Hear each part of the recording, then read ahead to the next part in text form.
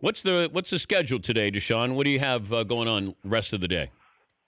So there's a lunch with the legends coming up here shortly, so you get to spend some time with some of the legends around town today, and then from there it's just kind of bouncing around a little bit with a couple interviews, and we'll get rolling around 4 o'clock, getting dressed, and get ready for that red carpet, and head on over to the draft. How you feeling?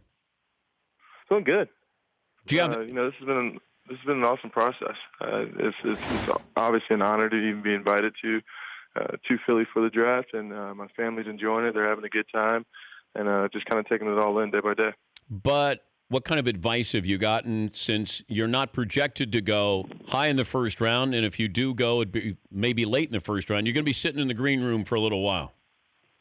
The advice that I've gotten is just to, once again, just enjoy the moment. I mean, this experience in itself is something that's absolutely amazing, and as soon as you make it bigger than what it is, and start looking to things that could happen down the road, and start looking at all the negatives, you're not going to enjoy the time that you're having. So we're just trying to stay in the moment as much as we can. How would you sum up your season, this last season at Notre Dame, for somebody who didn't see you play? How would you describe it? It was unique. I think we obviously ended up 4-8. 7 out of those 8 games, we have an opportunity in the fourth quarter to win it. So it was definitely a situation in which we were a little disappointed, and we like to win those games in the fourth quarter, and we did the year before. But as a quarterback of a team who goes 4-8, I was pretty disappointed and frustrated throughout most of those losses. How are you and Coach Kelly okay? He had some comments about you that you should still be in college. You guys had a conversation? Absolutely. Coach Kelly and I have a really good relationship, and he let me know that when I decided to leave. There definitely is a lot of room for improvement, and I embraced those comments, and I took them for exactly what they are, and I just plan on making those improvements at the next level. This decision had a lot to do about my personal development, where I think I stand, with my game, and quite frankly, I thought that my goals being to win a Super Bowl one day, it was my time to go. All right, explain this to me, though, the quote where you had Tom Brady's mind, Cam Newton's body. Can you give me the context of that, DeShone? Yeah, so I mean the conversation that was had was about where I set my goals, and how I can take the responsibilities from the Notre Dame offense and let that lead into a situation in which I can be successful in the NFL.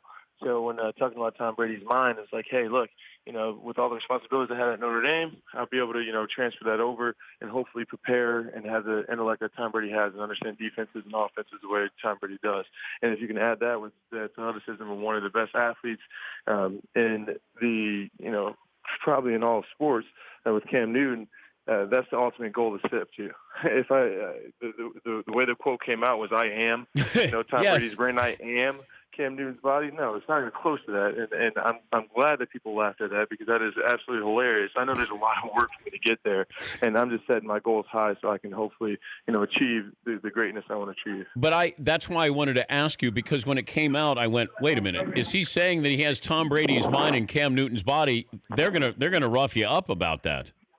Absolutely. Go look at any picture of me. Everyone knows I don't have Cam Newton's body. and Tom Brady's won 5 Super Bowls. I think he'd have been, a little better than 4-8 in his last couple of years. That was, imagine if I could go ahead and take someone like Tom Brady's mind and put it with Cam Newton's body.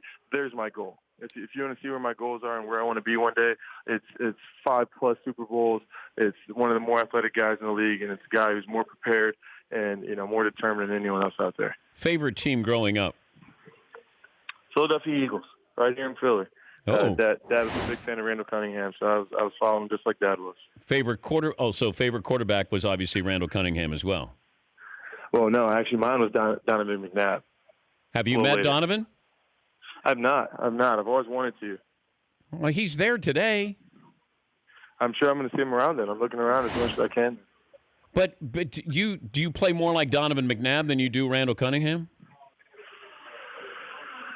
I don't know. I guess we'll see when I get to the league what my play looks like when I get there. Do you have any idea where you're going? No idea. And it's not fun. I can tell you that. Yeah, because that's got to be strange. That you go to Philadelphia, you're going to sit there for a couple of hours tonight, and then you're going to wait, and then you're going to go, okay, now my next 4 or 5 years is going to be in this city. Yeah. I mean, it's the beauty of the draft. Man.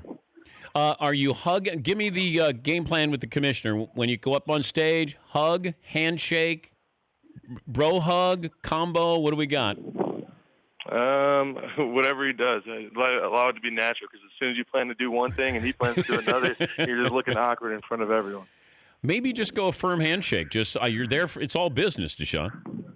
Absolutely, I'm down for that. Are your parents going? Family going to be there? Yeah. Family's in town. They're all enjoying this process with me.